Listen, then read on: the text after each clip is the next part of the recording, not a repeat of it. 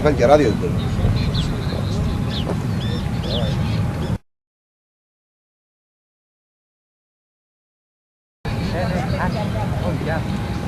Εσύ βρες Μάρια σου στο ήμουν.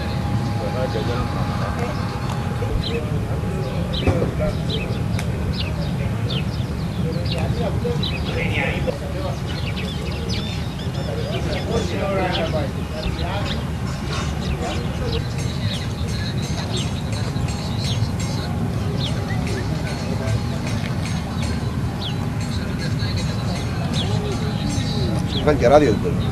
Που έφτανε και κοντά μας ότι είναι μόνον ένας. Υπάρχουν υποψίες ότι ενδεχομένως όλοι οι επιβάτες της πτήσης MS-181 έχουν απελευθερωθεί εκτός από το πλήρωμα που είναι και οι 5 ξένοι. Όπως μας είπε νωρίτερα και ο κύριος Χαριτός από την αίθουσα σύνταξης,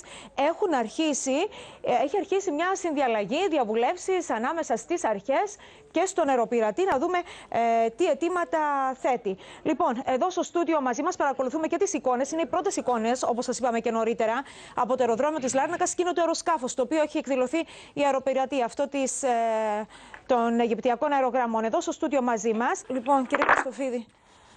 Βεβαίως πρέπει να ξεκαθαρίσουμε ότι όποια και να είναι τα κίνητρα, μια αεροπειρατεία είναι απαράδεκτη και είναι τρομοκρατική πράξη. Από εκεί πέρα. Βεβαίως είναι ο βαθμός επικινδυνότητας στην προκειμένη περίπτωση.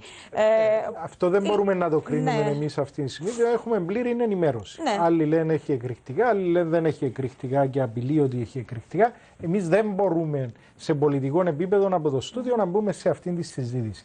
Αυτό το οποίο βέβαια είναι ξεκάθαρο είναι ότι στη Λιβύη, από την οποία προέρχεται, από ό,τι φαίνεται τουλάχιστον ο συγκεκριμένος άνθρωπος, τα τελευταία χρόνια, για να το συνδέσω με αυτό που έλεγα προηγουμένως, ουσιαστικά δεν υπάρχει κράτος.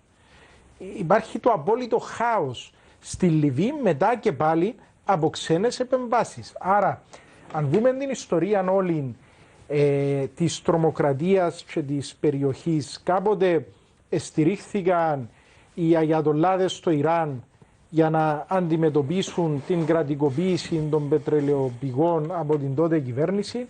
Μετά αυτοί έγιναν ασίδωτοι, στηρίχθηκε ο Σάνταμ Χουσέιν για να αντιμετωπίσει τους Αγιατολλάδες του Ιράν. Μετά έγινε ο